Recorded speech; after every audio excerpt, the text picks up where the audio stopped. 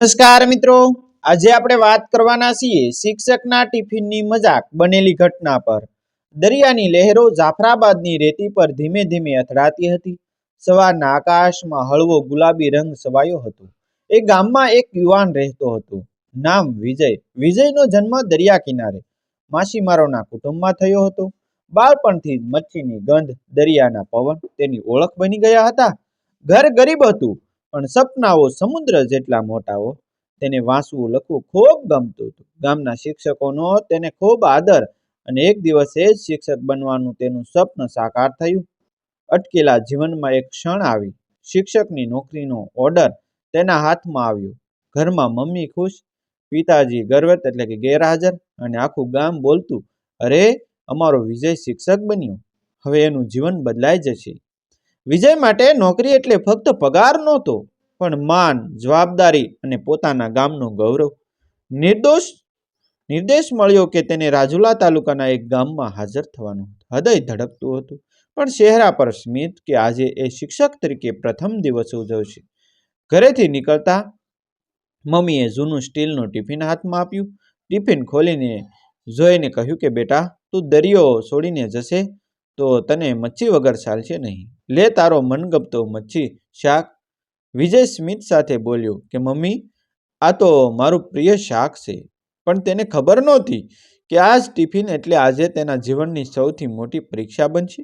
શાળા જૂની હતી, દિવાલો પર ફીકા રંગ, જમીન પર કાચા પથ્થરો, અને સ્ટાફ રૂમની બાજુ એ પાન મસાલાની લાલ થૂકના નિશાનો જિલ્લાની સામાન્ય સરકારી શાળાઓ જેવી જ। વ્યવસ્થાપક, સહાયક શિક્ષકો, 2-3 સિનિયર શિક્ષક, દરિયા કિનારાનો છોકરો તેને ઉપરથી નીચે નિહાળતા। એક શિક્ષકે તો સીધું કહ્યું, ક્યાંથી આવ્યો? જાફરાબાદ? ઓહો, તો તું દરિયાના લોકોમાંનો? ઠીક, આ શબ્દમાં સ્વાગત ઓછું અને અપમાન વધારે હતું। વિજયે નમ્રતા રાખી, હું આજે પહેલી વાર હાજર થવા આવ્યો છું સાહેબ। સર્વિસ બુક જોઈ એક શિક્ષક બોલ્યો, મલક્યો કે કપડાં તો ઠીક છે, પણ હવે અહીં ગામડાના નિયમો છે, જરા સાવચેતી રાખવી। વિજય હસ્યો, જી સાહેબ। બપોરના 1 વાગ્યા, સ્ટાફ બધો ભેગો થયો।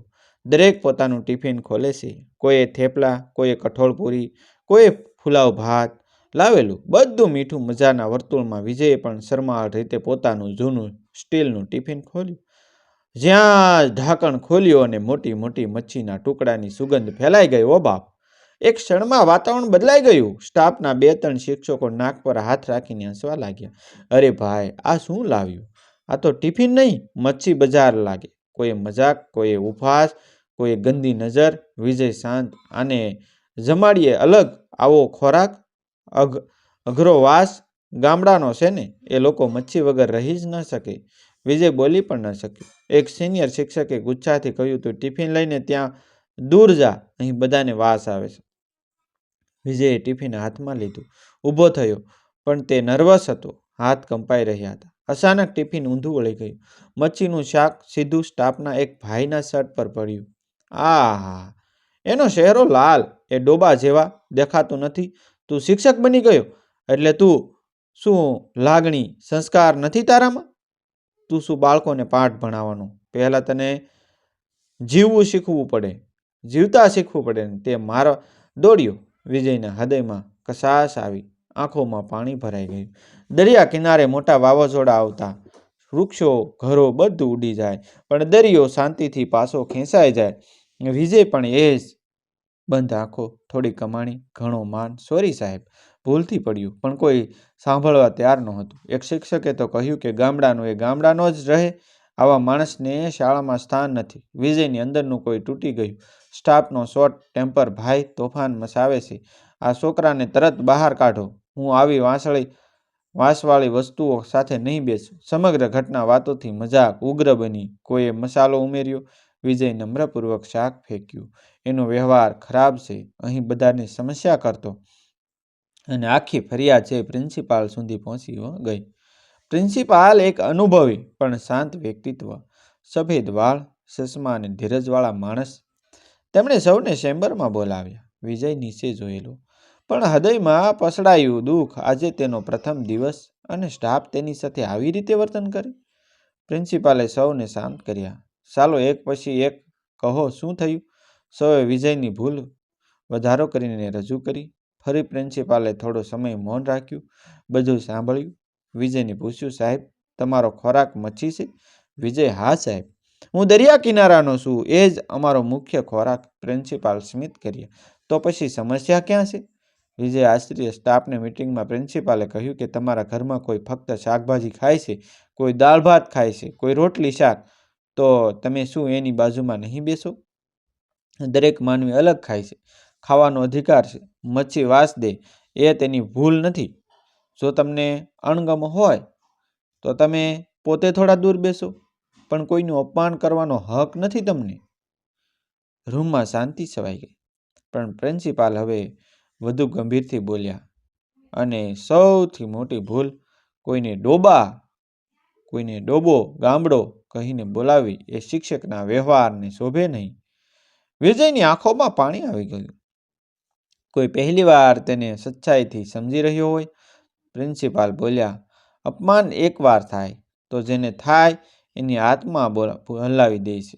આ છોકરો આજે શિક્ષક બની નહીં આવ્યો છે, તેનો પ્રથમ દિવસ છે, અને તમે સૌએ એની સાથે શું કર્યું?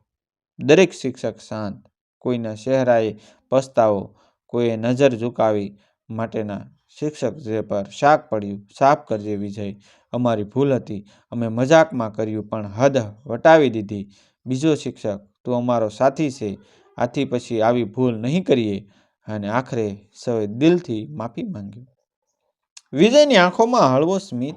આજે તેણે એક મોટી લડાઈ નથી લડી, પણ સહન, મૌન અને સત્યથી બધાને જીતી લીધા. જેણે વિજયનું જીવન બદલી દીધું. પ્રિન્સિપાલે તેના ખંભા પર હાથ રાખી કહ્યું, વિજય, તું દરિયા કિનારાનો છે. દરિયાની ગંધ, દરિયાનો ખોરાક, દરિયાની ઓળખ એ તારો ગર્વ છે, કમજોરી નહીં. યાદ રાખજે, જૂથ સામે ઊભું રહેવું સરળ છે, પણ પોતાના સ્વભાવ સામે મજબૂત રહેવું એ મુશ્કેલ છે. તું તારી ઓળખ છુપાવશે નહીં, यहाँ તને કોઈ રોકશે નહીં. આ શબ્દો વિજયના હૃદયમાં સદાકાળ માટે સવાઈ ગયા. તે દિવસ બાદ સ્ટાફનું વર્તન બદલી ગયું. સૌ તેને સન્માન આપતા, વાત કરતા, સાથે બેસતા. કોઈ મચ્છીની સુગંધ આવે તો પણ ધ્યાન ન આપતા. વિજયનો આત્મવિશ્વાસ પાછો ફૂટી આવ્યો. બાળકો પણ એને બહુ માનતા, કારણ કે તે સચ્ચો હતો, નમ્ર હતો, દિલથી ભણાવતો હતો. અને આ રીતે દરિયા કિનારાનો એક યુવાન એક અજાણી શાળામાં અજાણ્યા લોકો વચ્ચે પોતાનું સન્માન જીતે છે. સ્ટાફ સાથેનો પ્રસંગ શાંત થઈ ગયો હતો, પણ વિજયની અંદર હજી પણ એક નાનું તોફાન બાકી હતું. તે બહારથી હસતો, વાતો કરતો, પરંતુ અંદર ક્યાંક દુઃખની રેતી જામેલી હતી. તે રાત્રે વિજય પોતાના ભાડાના રૂમમાં બેઠો હતો. બારીની બહારથી પવન આવતો અને દૂર ક્યાંક કૂતરાના અવાજ આવતા, પરંતુ એકાંત. તેના હાથમાં મમ્મીએ આપેલું ટિફિન. વાસ ભલે ગઈ હોય, પણ એ ટિફિન તેને સ્મરણ કરાવતું, બેટા, મચ્છી તારી ઓળખ છે, તને એથી શરમ ન આવે. વિજયની આંખોમાં આંસુ આવી ગયા. મમ્મી, તમે હોત તો કહત, લોકો શું કહે છે? તેને મમ્મીએ કહેલી વાત યાદ આવી. લોકો શું કહે એ જોવાનું નહીં, તું કોણ છે એ ભૂલવાનું નહીં. સવારના 7 વાગ્યે વિજય શાળા પહોંચ્યો. ગામડું એટલે બરફ જેવી શાંતિ. શાળા હજુ ખુલ્લી ન હતી, પણ વિજય દરરોજ પહેલો જ આવી જતો. તે બારી પાસે બેસીને બાળકોના નામ યાદ કરી રહ્યો હતો. પ્રથમ ધોરણમાં 7 વિદ્યાર્થી, બીજા ધોરણમાં 22. પ્રત્યેકનું નામ, ચહેરો, ગુણ તે બધું પોતાની ડાયરીમાં લખતો. સ્ટાફ આવ્યો. થોડી અજીબ શરમ સાથે ગઈકાલે જે સ્કૂલમાં તેને ડોબો બોલાવતા, આજે એ જ શિક્ષકો એને ગુડ મોર્નિંગ વિજયભાઈ કહેતા. વિજય હળવું સ્મિત કરતો. તેને કોઈને બદલવાનો અહંકાર નહોતો. તે ફક્ત પોતાની ઓળખને બદલી ન નાખવા માંગતો હતો. દરિયાની લહેરો જેમ શાંત ગળે ઉતરતી હોય, એમ વિજયનો સ્વભાવ પણ નરમ હતો. તેણે બાળકોને બહુ પ્રેમથી ભણવાનું શરૂ કર્યું. બાળકોને એની ભાષા ગમતી, થોડું દરિયાઈ અંદાજ, થોડું ગામડાનો સ્વાદ. એક દિવસ તે વાર્તા ભણાવતો હતો. દરિયો પણ માણસ જેવો છે. ગુમસુમ હોય તો શાંત, ખુશ હોય તો લહેરો મસ્તી કરે, પણ ગુસ્સો થાય ને તો બધું ઉથલાવી નાખે હો. બાળકો તદ્દન મંત્રમુગ્ધ. એનામાં ભાઈચારો પણ હતો નહીં, મિત્રપણું પણ હતું નહીં.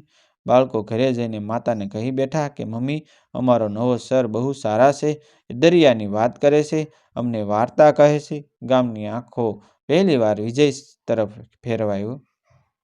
આ તો સાચે જ સારું ભણાવે છે. એક દિવસ બપોરે જમવાનો સમય. આ વખતે બધા પોતાના ટિફિન ખોલે છે. વિજય શરમથી પોતાનું ટિફિન આગળ ન કાઢે. એના મનમાં હજી ગઈકાલનો ઘા. આ વખતે એક શિક્ષક આગળ બોલે, વિજયભાઈ, આજ તો તમે શું લાવ્યા છો? લાવો સાથે બેસી. વિજય આશ્ચર્યચકિત થયો. સાહેબ, મચ્છી છે, તમને વાસ આવશે. ત્યાં એક વડીલ શિક્ષક હસ્યા. અરે બેટા, ગઈકાલે અમે જ ભૂલ કરી, કોઈની ઓળખને વાસની સાથે માપી નહીં શકી. એક મહિલા શિક્ષક હળવું બોલી કે અમારી પાસે પણ ઘરમાં ક્યારેક બાજુમાંથી વાસ આવે, પણ અમે ઘર બદલી દઈએ એ શક્ય નથી ને. બધાએ હસ્યું. વિજયનું હૃદય પહેલી વાર ભારે નહીં, હળવું બન્યું. ગામમાં એક મોટી સમસ્યા હતી. વિદ્યાર્થીઓ શાળામાં નિયમિત આવતા ન હતા. ખાસ કરીને ધોરણ 7 અને 8ના બાળકો. કોઈ ખેતીમાં કામે જાય, કોઈ ઘરના કામમાં, કોઈ મચ્છીમારીમાં. શાળા જીવતું હતું, પણ સંપૂર્ણપણે જાગતું નહોતું. વિજયે નક્કી કર્યું કે ગામ જાગશે ત્યારે જ શાળા જાગશે. તે સાંજે ગામના મોટાભાગના લોકો પાસે ગયો. કોઈના ઘરે ગાયો બંધાઈ, કોઈના ઘરે કૂવામાંથી પાણી કઢાતું હતું, કોઈના દરવાજા પર પાંદડા ઝૂટા. વિજય દરેકને સમજાવવા ગયો કે તમારા બાળકોની જિંદગી બદલાય એ પહેલાં એ શાળામાં આવવું પડશે. એક માછીમાર બોલ્યો કે અરે સર, અમને તો ભાન નથી, બાળકો કામ નહીં કરે તો ઘરમાં ભૂખ્યા રહેવું પડે. વિજયે કહ્યું કે બાળક ભણશે તો જ આવતીકાલ બદલાશે. માછલી વેચવાથી જીવન ચાલશે, પણ ભણવાથી જીવન બદલાશે. આ શબ્દ ગામમાં વાવાઝોડા જેવા વેગથી ફેલાયો. વિજયે દરિયા કિનારે એક નાનું બોર્ડ બનાવ્યું. શાળાની લહેર કદી પાછી નહીં વળે. ગામ ધીમે ધીમે બદલાતું ગયું.